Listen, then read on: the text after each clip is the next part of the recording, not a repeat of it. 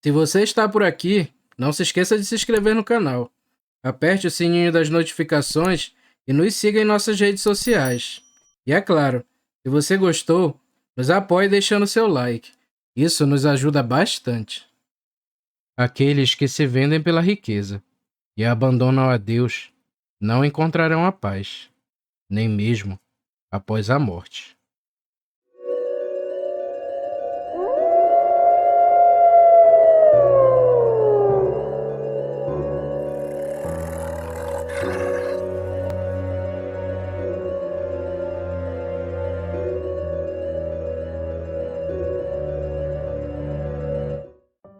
Meu nome é Santiago.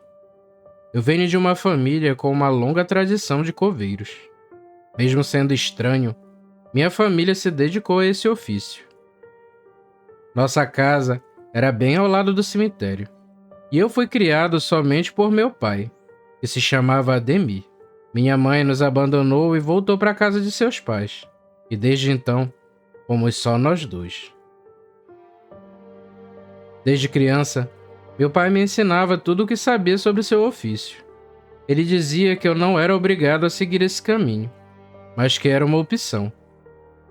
Eu confesso que aquele lugar me dava medo, mas meu pai sempre dizia que não tínhamos que ter medo dos mortos, e sim dos vivos. Infelizmente, aos 20 anos eu perdi meu pai, e foi o momento mais difícil de minha vida. Eu fiquei desnorteado e preso ao luto. Ao menos, sem ofício eu não estava. E me dediquei totalmente ao trabalho. Com a mente ocupada, eu achava que podia esquecer momentaneamente aquela tristeza. E assim fiz por vários meses. Em nossas redondezas, havia um coronel chamado Barroso. Era um homem muito mau e pobre, mas que do dia para a noite se tornou tão rico que ninguém sabia explicar. Ele adquiriu uma terra vasta, várias cabeças de boi, casas enormes, além de muitas joias. E seus negócios prosperaram de vento em popa. Mesmo sendo rico, ele se destacava por ser um homem perverso. Maltratava funcionários e não ajudava ninguém, além de outras coisas.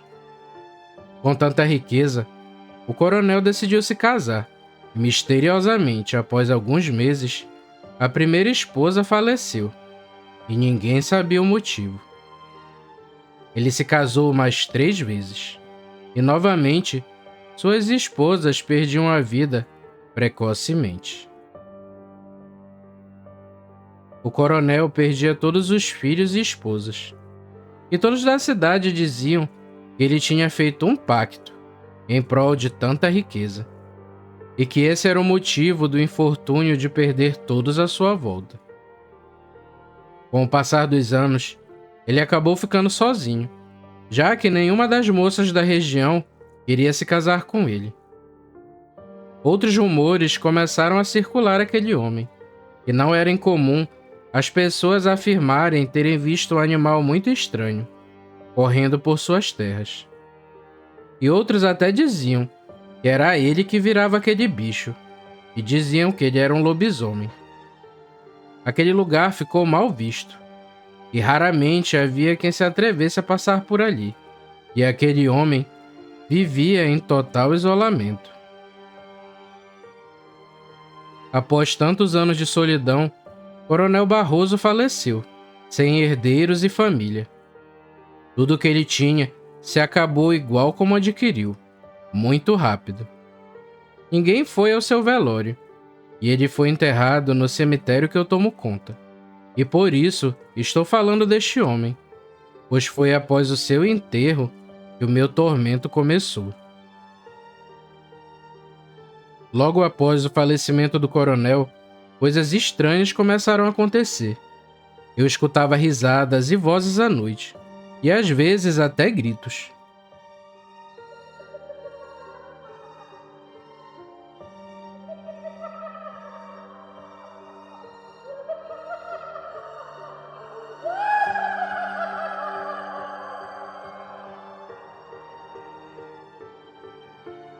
Eu tentei me convencer que era tudo minha imaginação, por estar vivendo sozinho ali, mas tudo só foi piorando.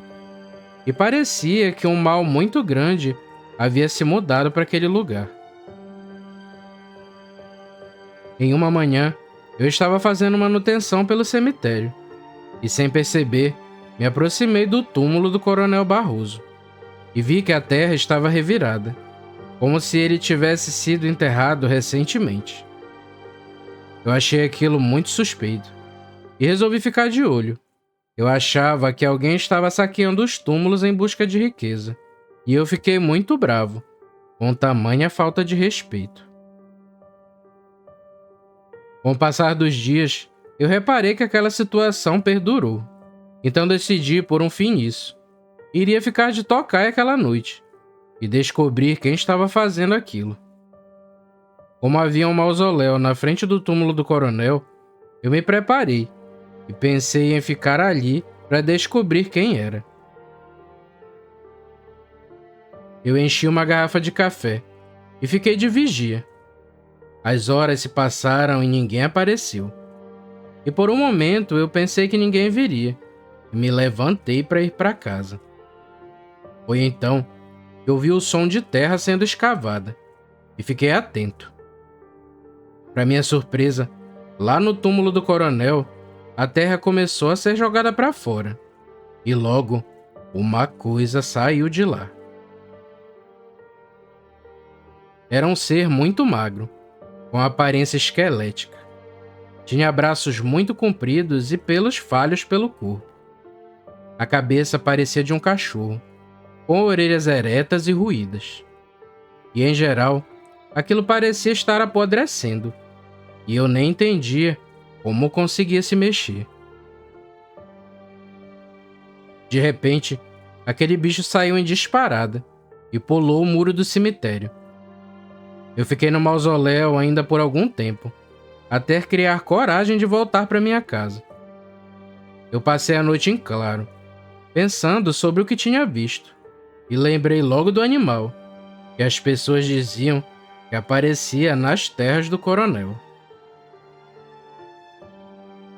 Pelo que eu vi, aquela coisa era o próprio coronel, e ele não tinha descanso, nem mesmo após a morte. Eu ainda vi aquela coisa algumas vezes, e cada vez mais ficava assustado. Aquela situação estava começando a me enlouquecer, e eu passei dias pensando em como pôr um fim nisso. Eu observei que isso acontecia uma vez por semana, em específico toda sexta-feira. Eu resolvi deixar esse assunto de lado, e como o bicho não mexia comigo, eu larguei de mão. Até que uma noite, eu escutei algo tentando empurrar a porta da minha casa, e fungava por debaixo da mesma. E na mesma hora eu lembrei do coronel. Naquela noite, aquela coisa tentou entrar de tudo quanto é jeito. Se jogava nas paredes, nas portas e janelas, mas graças a Deus não conseguiu. Ele gritava de uma maneira assustadora lá fora.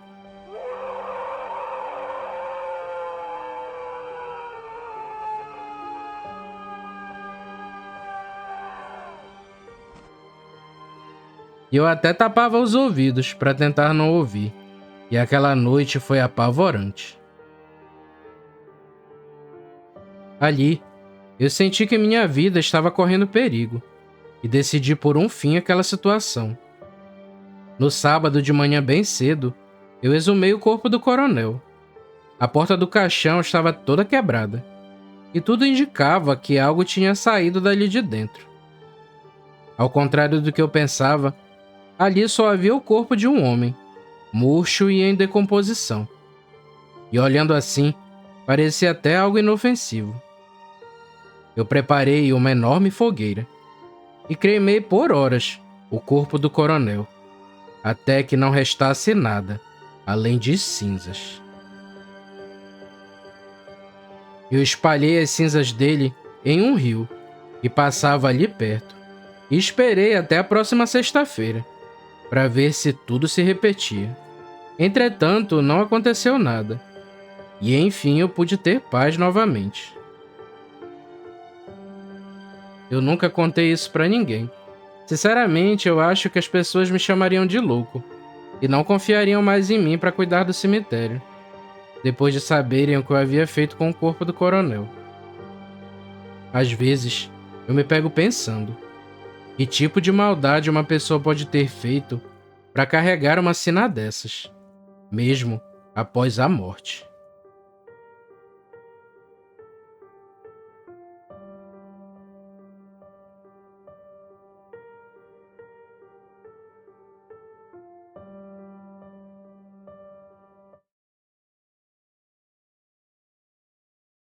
Eu sou o caçula de 3 irmãos, Luiz, o filho do meio, e Cícero, que é nosso irmão mais velho.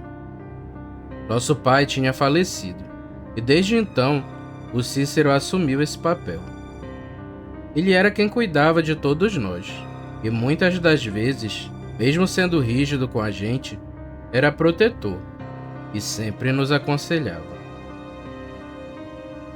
Tenho inúmeras memórias de ainda criança, e indo com meus irmãos em várias trilhas e acampamentos. Cícero era militar, e sempre repassava seus conhecimentos pra gente, ou pelo menos o básico. Ao menos 2 vezes ao ano, a gente se programava para viajar para algum lugar. Em meio a essas maravilhosas lembranças, meus irmãos sempre me ensinavam tudo o que podiam, já que eu era o mais jovem. À medida que fui crescendo, as frequências de fazer trilhas ou acampar foram diminuindo. Meus irmãos aos poucos constituíram suas famílias, e por alguns anos deixamos de fazer o que gostávamos, já que todos nós fomos tendo outras responsabilidades.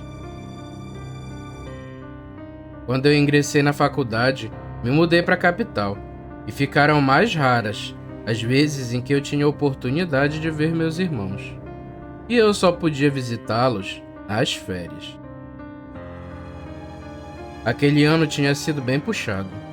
Estava terminando as provas semestrais e já tinha comprado as passagens para rever a minha família. Assim que o ano letivo terminou, eu arrumei minhas coisas e fui para casa sem avisar ninguém, pois queria fazer uma surpresa.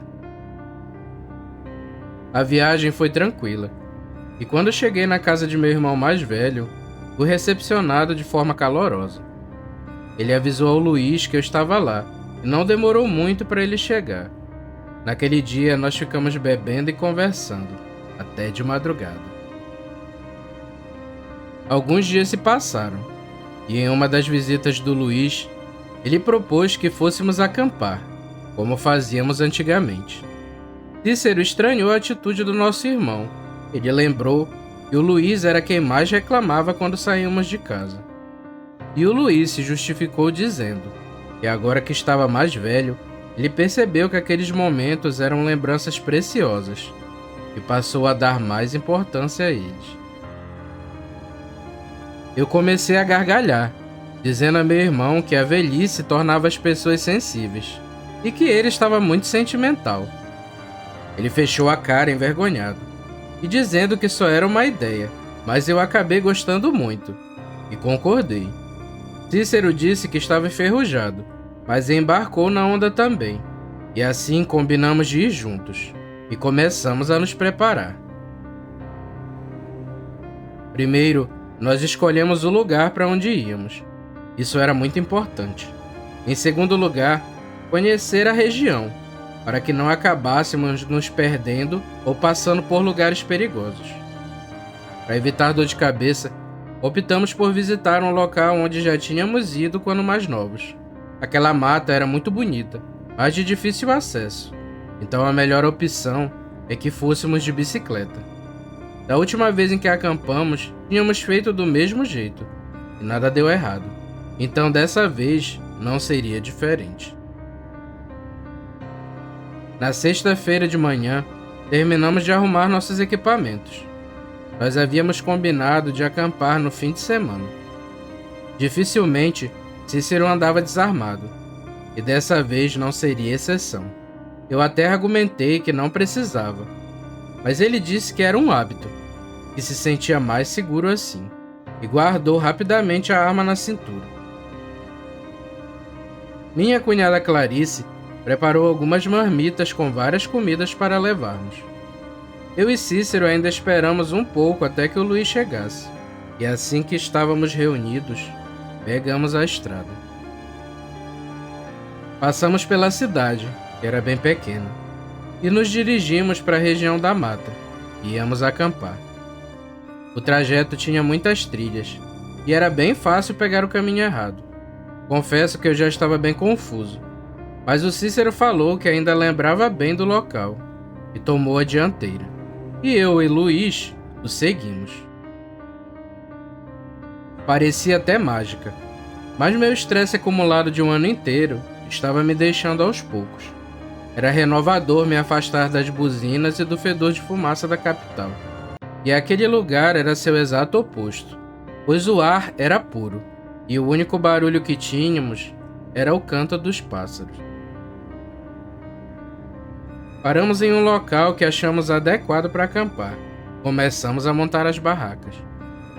Com a chegada da noite, ficamos ao ar livre, aproveitando o céu estrelado e aquele vento agradável, botando o papo em dia. Fazia muito tempo que eu não me divertia daquele jeito, e eu pretendia aproveitar ao máximo aquele fim de semana. No meio da noite, eu acordei com sons de estalos, como se galhos estivessem se quebrando. Eu fiquei deitado, apenas ouvindo aqueles sons, e logo reparei que estava bem próximo ao nosso acampamento. Eu levantei e abri a barraca, e chamei pelos meus irmãos, imaginando que fosse um deles que estivesse lá fora. E após chamá-los por algumas vezes, ambos acordaram. Eles perguntaram o que estava acontecendo, e para minha surpresa, ambos estavam em suas barracas. Então, eu disse a eles que tinha alguém andando ali perto. Aqueles sons estranhos continuaram, e meus irmãos também ouviram. Só que aos poucos foi se afastando, indo mata adentro. Aquelas horas a fogueira já tinha apagado, então estava tudo muito escuro. Cícero então pegou uma lanterna, acendeu e deu uma boa olhada em volta do acampamento. Ele retornou dizendo que não tinha visto nada, mas que também ouviu barulho, que tinha algo ali. Após isso, ele falou que poderia ser algum animal selvagem da região. Acendeu novamente a fogueira e disse que ela o afastaria. E após isso, voltamos a dormir. Quando o dia clareou, tomamos nosso café, pegamos nossas bicicletas e fomos dar um passeio. Acho que meus irmãos também estavam precisando de uma folga. Seus semblantes estavam leves e relaxados, e pareciam até 2 adolescentes, apostando corrida de bicicleta. Novamente, com a chegada da noite, retornamos ao acampamento. Luiz tinha levado um baralho, e nós ficamos muitas horas, jogando e conversando. Aquele foi um momento único. Meus irmãos desabafaram abertamente comigo sobre seus problemas. Foi aí que me dei conta que eles também enfrentavam dificuldades em suas vidas. E foi a minha vez de tentar aconselhá-los. Depois de muito papo, o sono chegou e fomos dormir. Eu estava muito cansado da trilha que fizemos durante o dia, e assim que me deitei, apaguei. No meio da noite, acordei pelo Cícero me chamando, desesperado. Eu saí da barraca rápido, perguntando o que tinha acontecido. Ele já estava com sua arma na mão e apontou para a barraca do Luiz.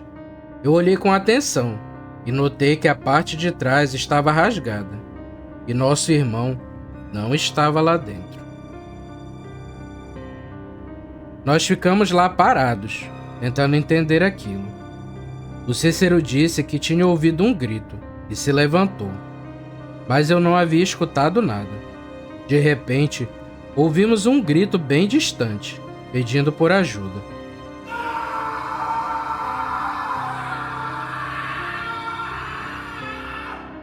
e aquela era a voz do Luiz. Cícero saiu correndo em disparada, em direção ao grito, e eu o segui. Nós corríamos meio às cegas. Estava tudo muito escuro, e só uma lanterna não era o suficiente. À medida que adentrávamos a mata, o grito do Luiz se afastava, tornando aquilo ainda mais estranho. O Cícero tinha mais preparo físico do que eu, e logo tomou distância, e eu o seguia mais de trás. Aqueles momentos foram desesperadores e confusos, mas à medida que corríamos, os gritos foram se aproximando, até que o Cícero parou bruscamente na minha frente, tanto que eu até trombei nele, confuso, sem entender o motivo da parada. Só que quando olhei mais adiante, eu vi aquilo, e fui tomado pelo medo. Alguns metros à nossa frente estava o Luiz, jogado no chão de barriga para baixo, ainda gritando. E mais atrás estava um ser enorme, mordendo a perna do Luiz e o arrastando. De início não tivemos reação, e só ficamos parados, olhando aquela cena de terror. Ao ser iluminado, aquele bicho parou de se mover e ficou nos encarando, mas não soltou a perna do nosso irmão. Se fosse em qualquer outro lugar do mundo, eu diria que se tratava de um urso, mas sei que não existe esse tipo de animal aqui no Brasil. A cabeça era enorme, com um focinho comprido e longas presas. A luz da lanterna refletia em seus olhos, que eram de um amarelo âmbar, quase dourado.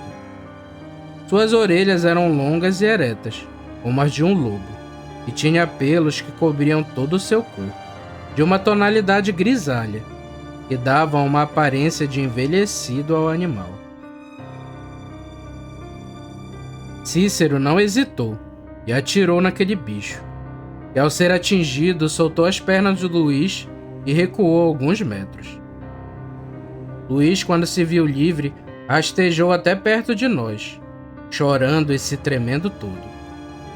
Nós não desviamos o olhar daquela coisa, e o animal não parecia estar tão intimidado com a arma, e percebeu que os tiros não o tinham machucado tanto assim. Ele rosnava e fazia menção de atacar, e não tirava os olhos do Luiz, como se quisesse pegar ele de volta. O Cícero falou para que eu levasse o Luiz de volta para o acampamento, e eu obedeci sem questionar. Carreguei o Luiz enquanto o Cícero nos acompanhava, recuando de costas, mas aquela coisa continuou nos seguindo, mesmo que lentamente. Apesar daquela situação, conseguimos chegar de volta ao acampamento, e quando aquilo tentou adentrar o local, Cícero deu mais alguns tiros, o que o fez gritar e recuar para a escuridão. Aquele bicho parecia ser inteligente, pois mesmo escutando ele andando na mata, ele não se atreveu a se aproximar novamente, talvez temendo a arma de Cícero.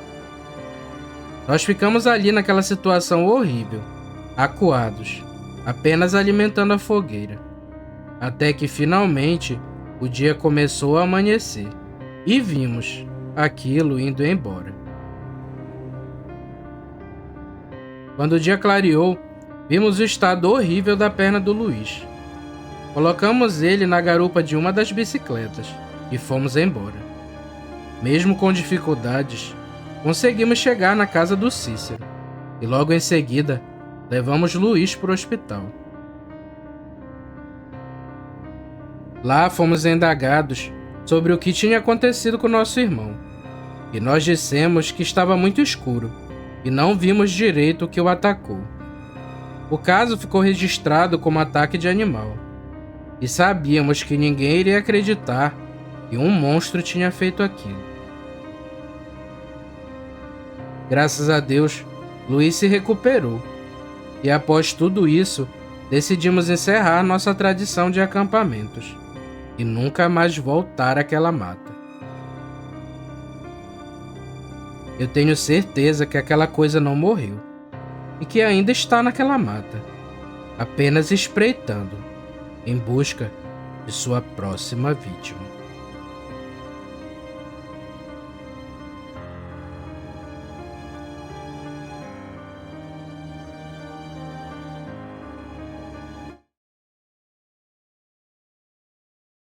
Me chamo Davi. Sou nascido e criado às margens do rio Amazonas. Eu morava naquelas comunidades onde vivem poucas famílias e de tão pequenas nem nome têm. Nosso principal sustento vinha do próprio rio, através da pesca de peixes e camarões, além da caça e do famoso açaí. Tínhamos também uma pequena roça, onde cultivávamos legumes e tínhamos umas poucas criações de galinhas e porcos. Como naquela época não tinha televisão, eu tinha muitos irmãos, se é que vocês me entendem.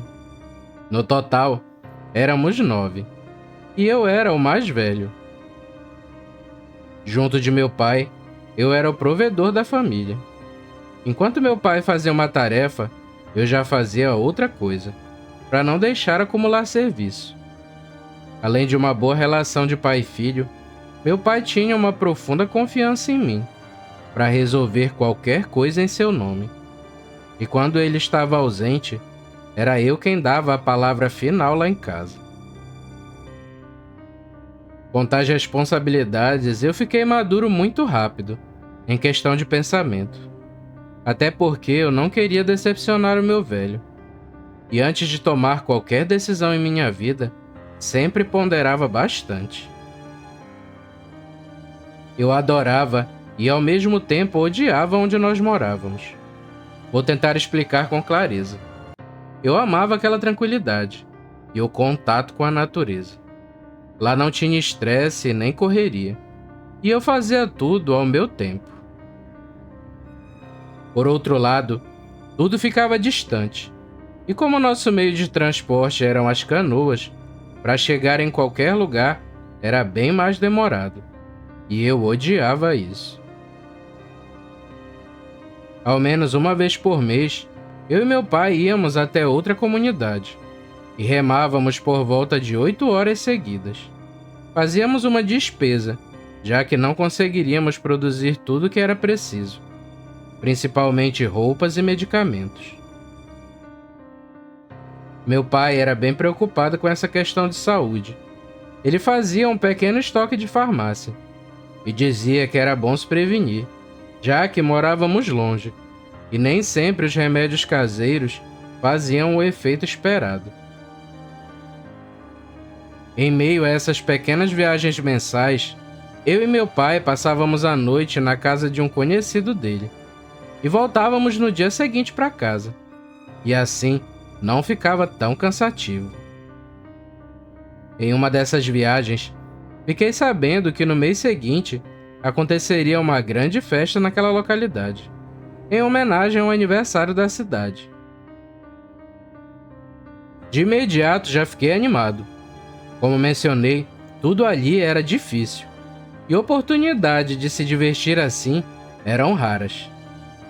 Eu até comentei com meu pai se tinha algum problema eu ir para essa festa, e ele sorriu e disse que não, que eu tinha que me dar ao luxo de aproveitar um pouco, já que eu só pensava em trabalho. Nós retornamos para casa, e durante aquele mês inteiro eu trabalhei dobrado. Eu queria juntar dinheiro e assim não afetaria o sustento da minha família. E antes que eu me desse conta, o dia da festa já estava próximo. Eu me preparei para enfrentar aquela árdua viagem, de 8 horas remando. Sabe, hoje eu fico pensando que era muita vontade de dançar, viu? Para ter todo esse esforço só para ir a uma festa. Continuando. Eu me despedi de todos e entrei na canoa, e segui meu caminho. A ida era sempre mais difícil, pois íamos no sentido rio acima, sempre contra a correnteza. Já para a banda da tarde, eu finalmente cheguei. Amarrei minha canoa próximo à casa do amigo de meu pai, que a propósito se chamava João. Eu me dirigi até ele, que estava sentado na varanda. A essas alturas, ele já me esperava, pois na vez anterior já havia pedido seu consentimento para me abrigar na sua casa, no período da festa.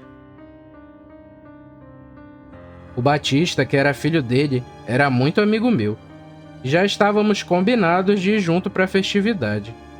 E assim que a noite caiu, já começamos a nos arrumar. Quando chegamos no local, era um barracão que ficava em um terreno às margens do rio. Havia muitos barcos atracados, assim como lanchas e canoas. E o local já estava bem animado, devido ao grande número de pessoas que vieram nessas embarcações. Logo a música começou, e a festa estava iniciada. O tempo foi passando, e eu ainda não tinha conseguido uma parceira de dança. Eu estava arrumado e cheiroso, mas minha aparência não ajudava. Eu não era um galã, por assim dizer, e todas as moças que eu chamava para dançar sempre davam uma desculpa. O Batista, por outro lado, era mais garboso, e o azar que eu tinha, para ele se convertia em sorte, e o maldito já estava suado de tanto dançar. Eu estava desanimado, e quando pensei em ir embora, eis que surge no salão uma moça. E vou dizer para vocês, a bichinha era bonita.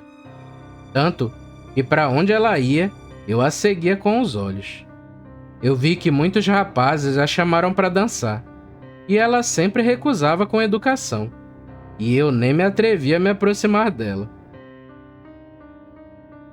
Após alguns minutos, eu percebi que aquela linda moça me encarava sem disfarçar. Eu estava morto de vergonha. De repente, ela começou a vir na minha direção, e eu só pensava que ia passar algum vexame perante tantas pessoas. Ela sentou do meu lado no banco e perguntou se eu estava sozinho, e eu disse que sim. E acredite se quiser, ela que me chamou para dançar. Nós dançamos e conversamos pelo restante da noite, apesar de ter muitos olhares ao nosso redor. Ela ignorou todos e foi uma ótima companhia.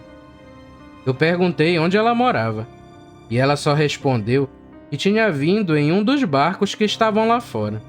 Eu logo entendi que ela não queria me dar detalhes, e assim seguimos dançando. Do nada, aquela moça misteriosa me fez um convite para irmos lá fora, mais longe das pessoas do salão.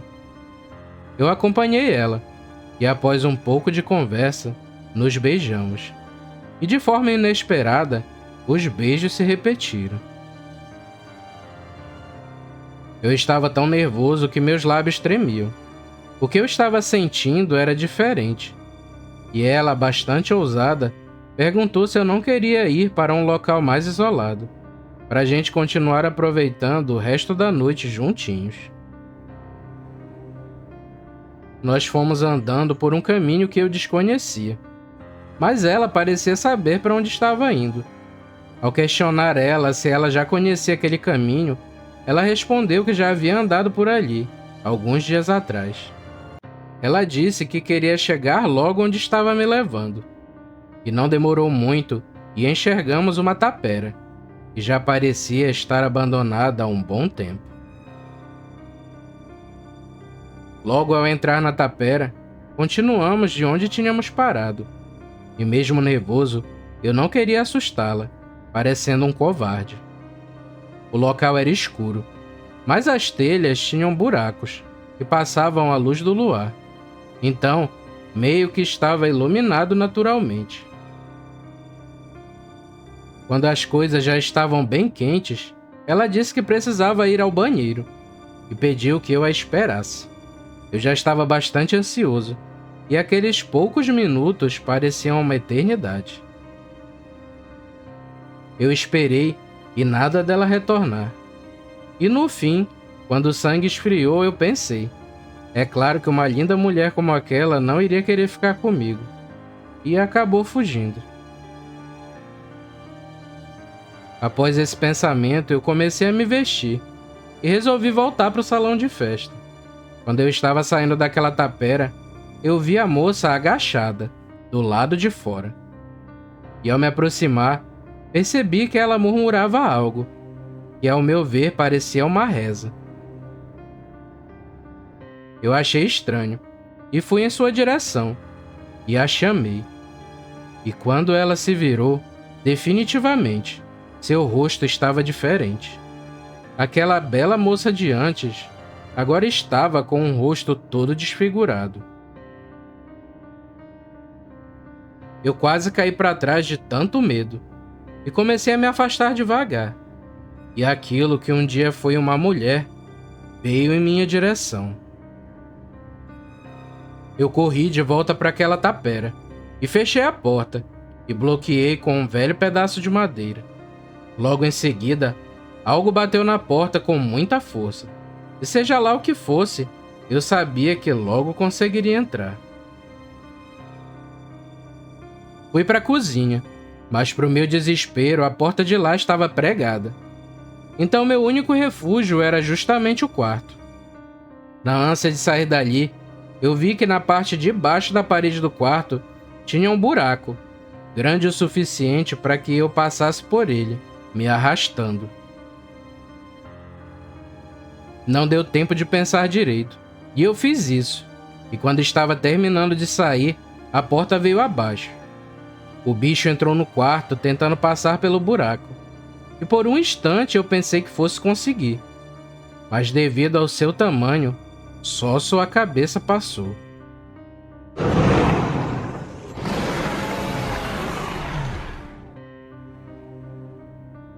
Aquela coisa nem de longe lembrava a mulher de antes. Era um animal de pelos ralos e escuros, com um focinho não muito alongado, presas enormes, que me rasgariam facilmente, e babava demais. Os olhos eram grandes e negros, e tentou meter o braço para me alcançar. E vi também que tinha garras enormes. Eu sabia que não conseguiria fugir daquilo. Olhava para todos os lados, tentando achar algum local para me esconder, mas não conhecia aquele lugar, e nem tinha iluminação suficiente para saber onde ir.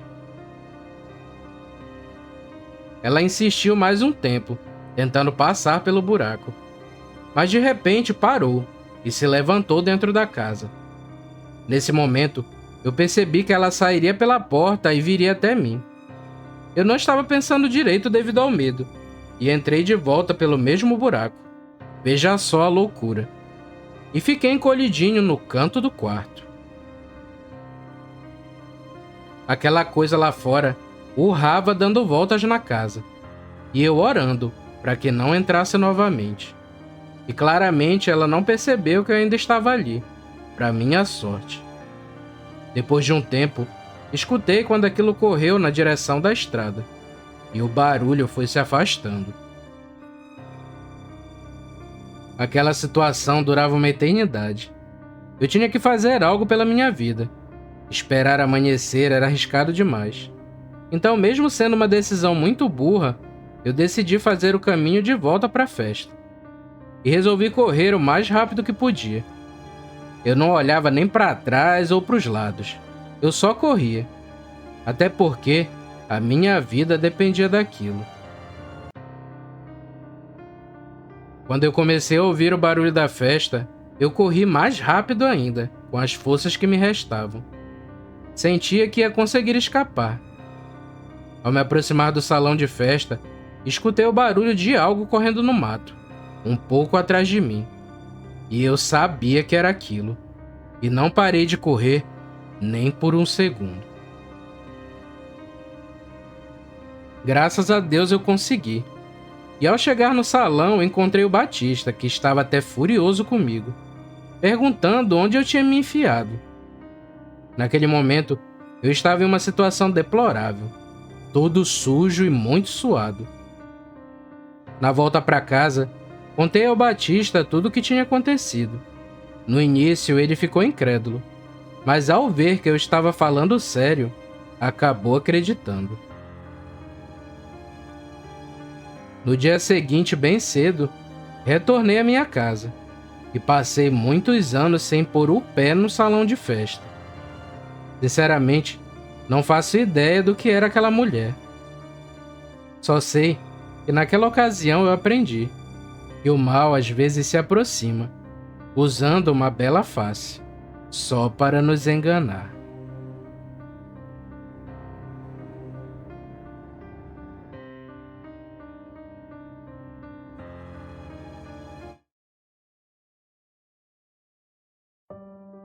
Meu nome é Raquel. Naquela época eu tinha 18 anos e morava com meu pai Raimundo e minha mãe Luzia. Vivíamos próximos à cidade de Abaetetuba. Meu pai trabalhava como motorista de ônibus e passava muito tempo fora de casa. Então, geralmente, ficávamos só eu, minha mãe e nosso cachorro Paçoca. Minha avó costumava morar no outro lado da rua, um pouco mais pro início. Porém, infelizmente, ela tinha falecido alguns meses atrás devido a um problema de coração. E minha mãe ainda estava se recuperando dessa perda, pois ela e minha avó eram muito próximas. Eu estudava na cidade, e uma Kombi vinha nos buscar e nos trazer devido à distância. Aquela localidade onde eu morava não era bem o interior, pois haviam muitas casas e ruas, mas ficava bem distante do centro comercial, por assim dizer. Nessa época, me lembro que meu pai havia mudado a empresa de ônibus a qual trabalhava, e passou a vir para casa apenas 2 vezes na semana, e eu passei a vê-lo menos ainda. Certo dia, minha mãe me chamou para irmos até a casa que era de minha avó para fazermos uma faxina.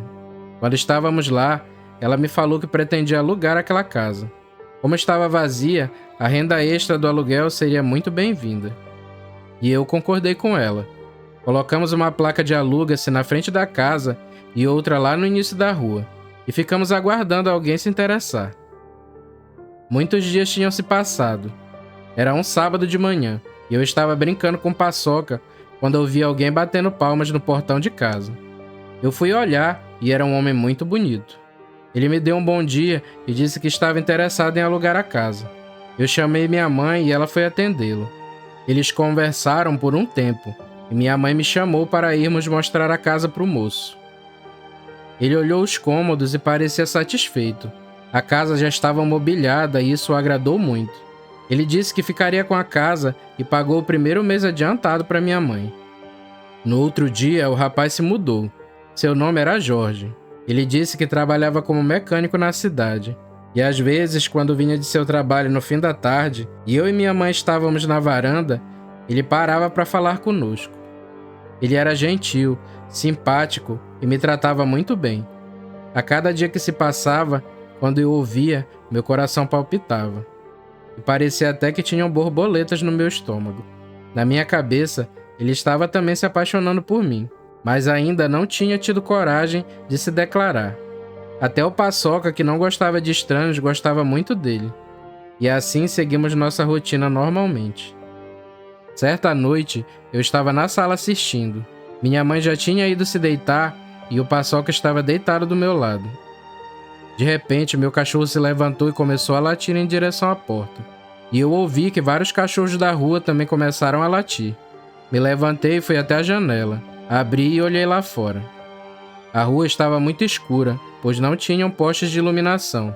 Observei aquele breu por algum tempo. Assim que minha vista foi se acostumando com o escuro, vi que do outro lado da rua tinha alguma coisa. Parecia um cachorro muito grande, mexendo no lixo. Assim que me notou, aquele bicho deu um rosnado bem alto.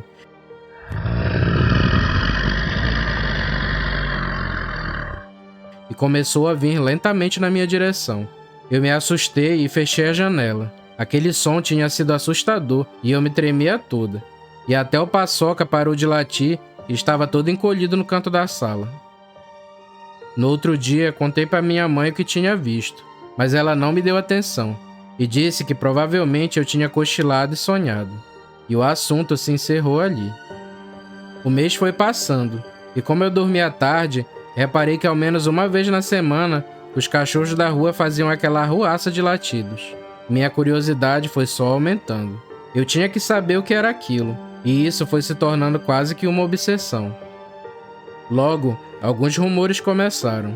Um de nossos vizinhos disse que vinha de moto de uma festa de madrugada e viu um bicho parecido com um cachorro enorme na beira da estrada, e que aquilo até correu atrás de sua moto. As pessoas, em grande maioria, diziam que ele estava bêbado, e não acreditaram. Um tempo depois, seu Arnaldo, um senhor muito respeitado da comunidade, disse que viu o tal bicho, o olhando de dentro do mato quando ele estava indo para o trabalho de carro, às 4 da manhã. Daí em diante, houveram outros avistamentos daquela criatura, e os moradores mais velhos diziam que se tratava de um lobisomem. As pessoas estavam com medo, e quando dava 9 horas da noite, não se via mais ninguém nas ruas. Todas as noites, eu ficava acordado até tarde, observando a rua e tentando ver algo. Certa noite, vi Jorge, o inquilino de minha mãe, vindo pela rua umas 11h30 da noite.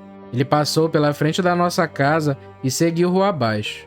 Me admirei por ele não ter medo de andar tão tarde, e no decorrer daquele mês, vi Jorge fazendo isso várias vezes. Eu fiquei curiosa. Será que Jorge estava tendo algum relacionamento? Ou será que ele estava se encontrando com alguma mulher casada?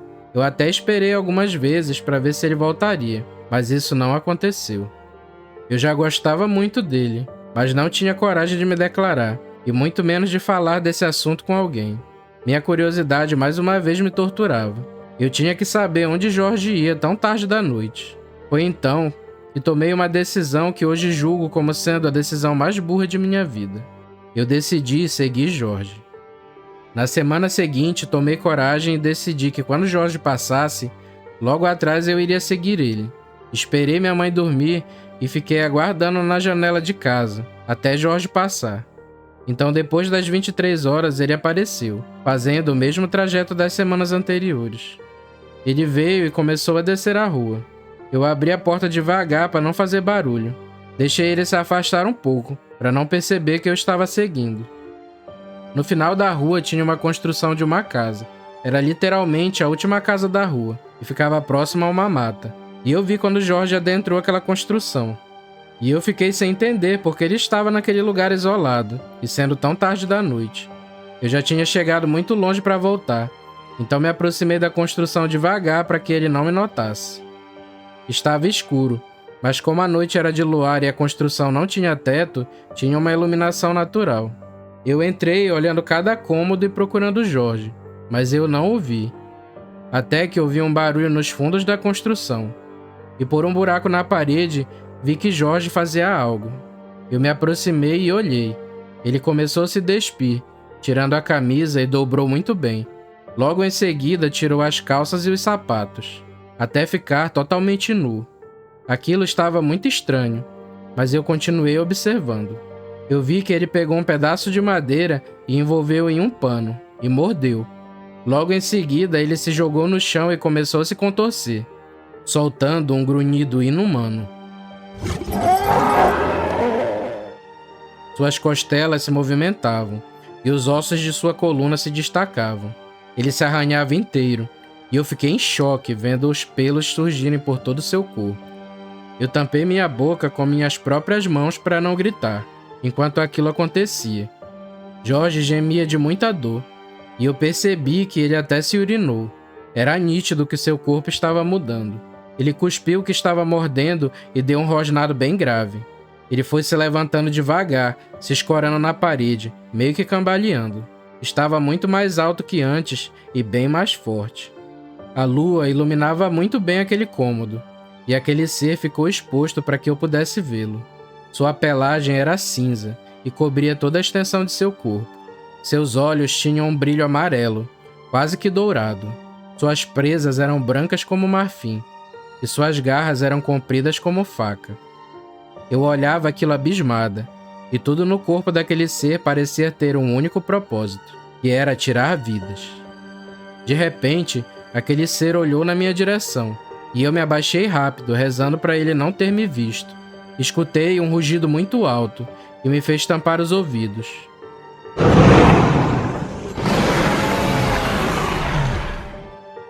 E quando olhei de novo, já estava sozinho naquela construção. Meu coração batia muito forte e eu não conseguia me recompor, mas criei coragem e voltei correndo para casa, sempre olhando à minha volta, com medo de dar de cara com aquele monstro. Graças a Deus consegui chegar bem em casa, e naquela noite não consegui dormir. O dia então amanheceu, e após pensar muito, eu decidi que não ia contar nada a ninguém, e achei melhor a partir dali evitar Jorge. Quando ele vinha falar conosco, eu sempre arrumava uma desculpa e entrava em casa. E se o via na rua, eu me escondia e esperava ele passar. Certo dia, minha mãe fez um bolo. Pediu que eu fosse até a casa de Jorge para levar um pedaço para ele. Eu me recusei, inventando uma desculpa, mas minha mãe insistiu muito e me mandou ir lá. Como estava de dia, eu pensei que poderia deixar na porta, já que naquele horário ele estaria trabalhando, e eu não iria ver ele. Para minha surpresa, quando cheguei na porta de Jorge e já estava colocando o bolo, ele abriu a porta. Eu tomei um susto e já estava indo embora. Então ele pediu para que eu entrasse, pois precisava conversar comigo. Ele insistiu e acabou me convencendo. Ele pediu para eu me sentar e eu estava tremendo de medo. Ele se aproximou e então disse: "Calma, eu não vou te machucar. Eu reparei que você tem me evitado, e eu sei o motivo." Quando ele disse aquilo, meu sangue gelou, e ele prosseguiu: "Eu sei que você estava na construção aquela noite, e viu eu me tornando uma fera." Ele olhou para mim e eu sacudi a cabeça em sinal de afirmação, mas ele prosseguiu: "Raquel, o que você fez foi muito perigoso. Quando eu me torno aquilo, perco o controle de minhas ações. Mas graças a Deus, naquela noite, quando eu senti o seu cheiro, eu ainda estava consciente e fugi. E quando perdi o controle, já estava bem longe." Ele perguntou se eu tinha contado a alguém, e eu disse que não. Então ele disse que, como eu já sabia de tudo, que guardasse segredo. Fazia parte da maldição, e se eu contasse para alguém, ele viria me matar. Ele continuou dizendo que quando alguém descobria e contava o seu segredo, era natural que ele matasse a pessoa, logo depois de se transformar na fera, e isso não dependia de sua vontade. Minha curiosidade venceu o meu medo, e eu perguntei como ele tinha se tornado aquilo. Ele abaixou a cabeça e disse que, devido a uma série de escolhas ruins e à sua curiosidade, acabou ficando daquele jeito. Ele afirmou que essa era sua maldição, e que ele nunca parava em uma cidade por muito tempo, e ele estava nessa vida há muitos anos, mas me prometeu que iria embora no dia seguinte, pois não queria correr o risco de me fazer algum mal. Ali ele se despediu de mim e eu voltei para minha casa. Na manhã seguinte, ele passou para deixar a chave da casa. Minha mãe perguntou por que da mudança repentina. Ele respondeu que tinha recebido uma proposta de trabalho para outra cidade, e por isso iria embora. Ele agradeceu a hospitalidade e se despediu, e eu me ofereci para acompanhá-lo até o fim da rua. Fomos conversando e eu perguntei para onde ele iria. Ele me respondeu que não sabia, mas seria para bem longe. Chegamos ao fim da rua e ele reafirmou que não me faria mal algum. Virou de costas e foi embora sozinho pela estrada de terra. Enquanto ele se afastava, eu ficava imaginando o quão solitária deveria ser a sua vida e o quão pesado era aquele fardo.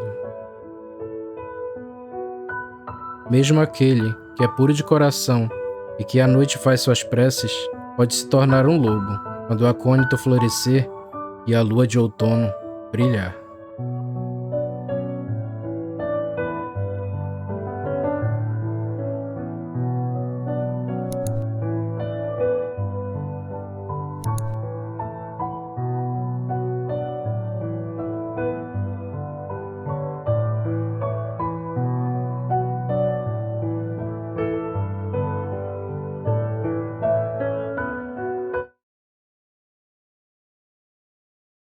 Eu estava no período de férias da escola, bem no finalzinho do mês de fevereiro, e era a época de quaresma. Nesse período, estava sendo um pouco difícil para mim. Eu estava querendo aproveitar minhas férias, mas minha mãe era uma católica bem fervorosa. Como era o período de quaresma, ela quase não me deixava sair. Só íamos para a igreja e voltávamos para casa. Já meu pai era o contrário. Quando estávamos só nós dois, ele me deixava brincar. Dizia que eu tinha que aproveitar minha juventude, pois quando eu crescesse, não teria tempo para fazer o que gosto. E acho que ele falava isso por experiência própria. Certo dia, minha mãe havia ido até o mercado para fazer algumas compras. Meu pai estava sentado na varanda de casa, consertando suas redes de pesca, e eu estava ajudando. De repente, meus amigos Mariano e Cláudio chegaram até a nossa casa. Nós conversamos um pouco, e eles me disseram que estavam indo para o sítio da família deles. O pai deles estava doente, e pediu que ambos fossem até o sítio para fazer farinha. Eles prosseguiram dizendo que já tinham ido outras vezes com o pai, e já dominavam todo o processo de produção de uma boa farinha. E o motivo de terem ido até minha casa foi para me convidar. Além de precisarem da minha ajuda, eles também falaram que o sítio tinha um igarapé e muitas árvores frutíferas. E após o trabalho terminar, só seria diversão. Aí eu fiquei empolgado.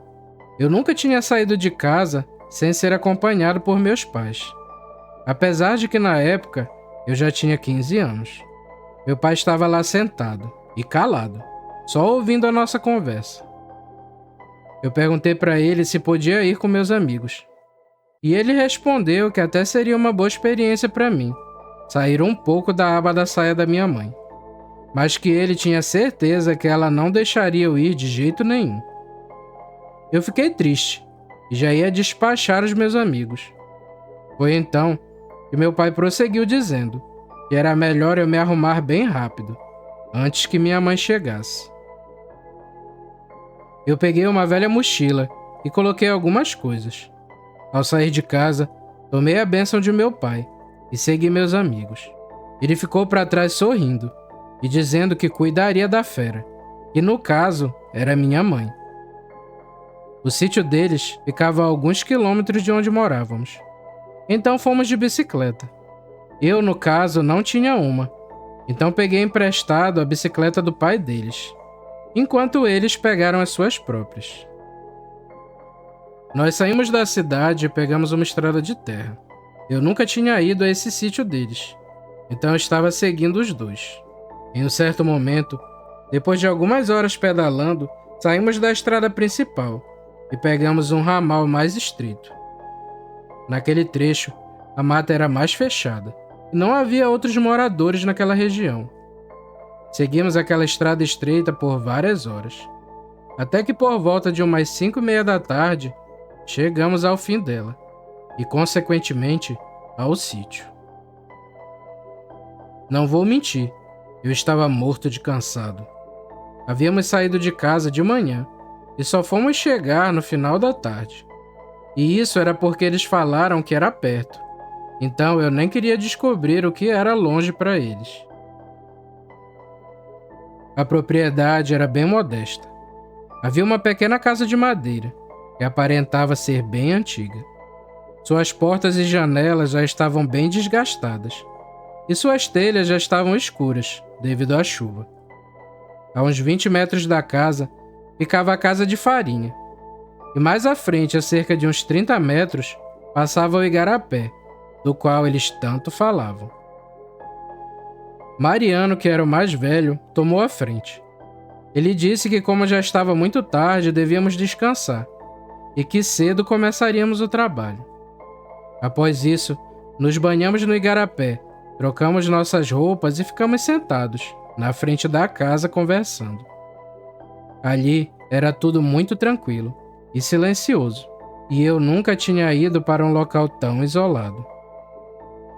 Quando a noite caiu, fizemos uma fogueira e aproveitamos para assar uns pedaços de carne salgada que o Cláudio havia levado. A noite foi passando e logo entramos na velha casa e nos preparamos para dormir. A primeira noite foi tudo tranquilo. E de manhã cedo acordamos e começamos a descascar as mandiocas, que o Mariano já havia deixado de molho na noite anterior. Para mim, estava sendo um grande aprendizado, pois eu nem tinha noção de como era feita a farinha. E confesso que o serviço era bem puxado. Mas por volta das 3 da tarde, encerramos por aquele dia. E no restante da tarde, tomamos banho de igarapé. Enfim, aproveitamos as férias. Ao cair da noite, novamente fizemos uma fogueira. Passamos comida e conversamos até tarde. Estava sendo muito bom ter um tempo só para mim. Mesmo trabalhando, eu conseguia me divertir. E aquelas estavam sendo as férias dos meus sonhos. Mal sabia eu, e logo minha opinião iria mudar. De madrugada, eu acordei ouvindo uma conversa. Eu levantei meio sonolento e vi Mariano e Cláudio de pé. Eu me aproximei deles e perguntei o que estava acontecendo. Cláudio mandou que eu fizesse silêncio com um gesto. Foi então que aquele grito bem alto cortou o silêncio da noite.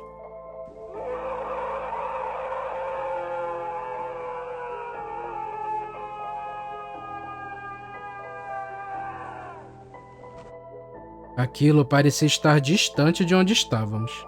Era grave e não parecia ser uma pessoa. Nós ouvimos por vários minutos.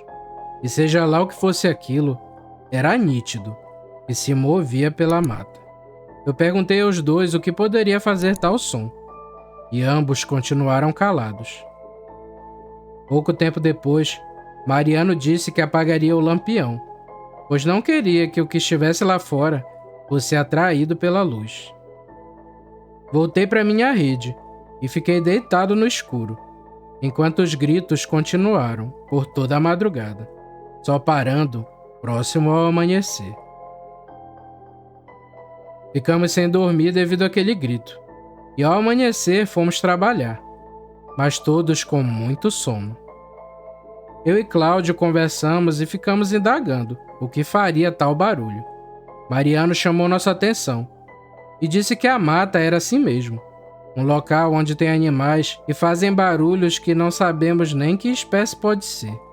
E alguns desses sons são tão medonhos que, se você se deixar levar, fica sempre com medo. Ele continuou dizendo que aquilo devia ser algum pássaro ou macaco, e que não devíamos dar importância demais a esse assunto. Nós concordamos e continuamos o trabalho. No período da tarde, novamente tiramos um tempo livre e aproveitamos, brincando e nos divertindo. A essas alturas, já tínhamos feito muita farinha e estávamos até pensando em retornar para casa no dia seguinte. Naquele fim de tarde, eu colhi muitas frutas para levar para casa também.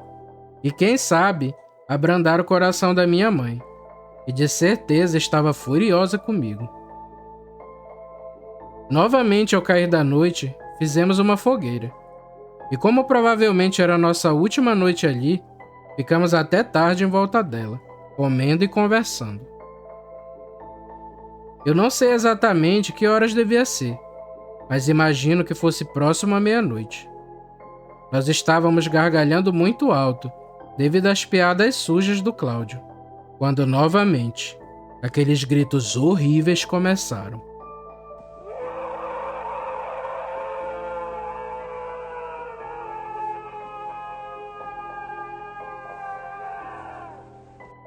Todos nós nos assustamos. Estava bem alto e próximo ao sítio.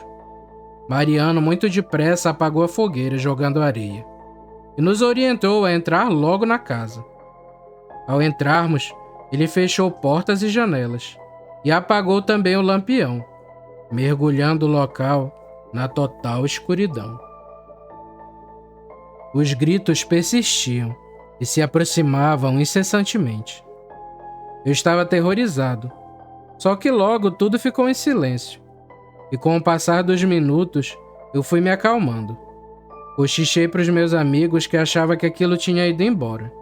Porém, nem bem eu havia terminado de falar que aquela coisa gritou novamente, a alguns metros da casa. Ouvindo aquele som de perto, fiquei petrificado. Não conseguia mover um músculo sequer, de tanto medo. Eu podia ouvir passadas pesadas de algo grande se aproximando. Aquilo passou pelo lado da casa, e logo ouvimos sons de coisas sendo jogadas na casa de farinha. De tempos em tempos, aquilo gritava, tornando toda aquela situação ainda mais insuportável. Enquanto todo aquele barulho persistia na casa de farinha, Mariano nos disse que subíssemos na cumieira da casa, para nos proteger. Era questão de tempo, até que seja lá o que fosse aquilo, invadir aquela velha casa. Nós concordamos e fomos tateando no escuro, até encontrarmos as paredes. A escalada se mostrou bem difícil, pois não víamos praticamente nada. E graças ao auxílio de Deus, conseguimos chegar os 3 lá em cima, e ficamos mais quietos do que nunca. Para o nosso desespero, a desconfiança de Mariano se mostrou verdadeira. Aquilo começou a rodear a velha casa, rosnando e gritando. No meio da escuridão, podíamos ouvir enquanto ele farejava debaixo da porta. Ele fez isso algumas vezes, até que começou a investir sobre a mesma. As pancadas eram muito fortes, e não demorou muito para aquela velha porta ceder. Depois que a porta abriu, aquilo ficou parado alguns segundos lá fora.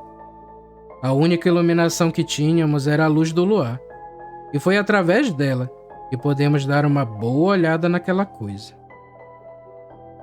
Ele estava ereto como um homem. Parecia ser muito peludo. Seus braços eram longos, chegando próximos ao chão. Ele entrou devagar na casa, e só tinham 2 cômodos: a cozinha, por onde ele estava entrando, e a sala, que era onde dormíamos. Nós escutamos ele mexendo tudo, e a cada grito que dava, eu sentia que ia desmaiar, de tanto medo.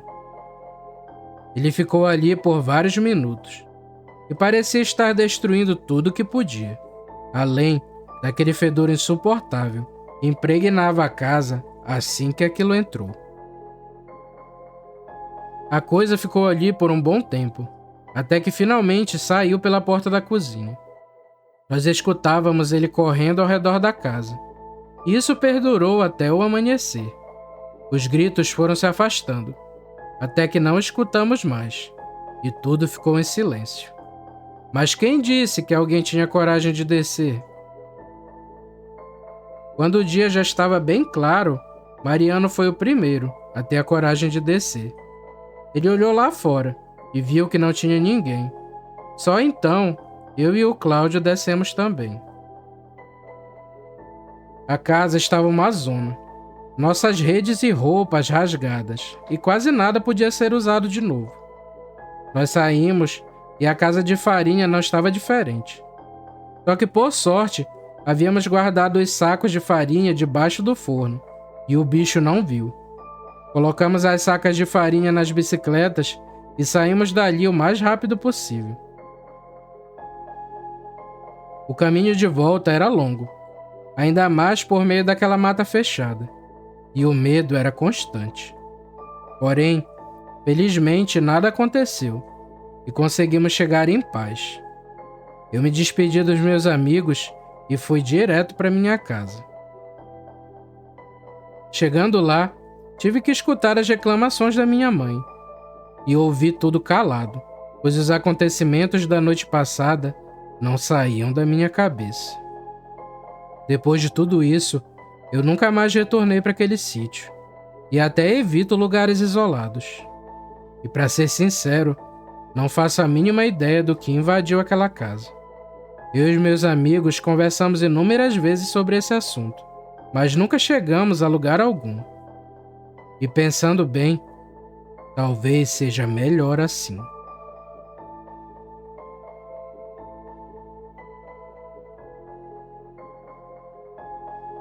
Obrigado por chegar até aqui. Vou te contar um segredo. Quem se inscreve nesse canal está protegido do sobrenatural. Então deixe o seu like e siga nossas redes sociais. Isso nos ajuda bastante. Valeu, galera. Fiquem com Deus e tchau.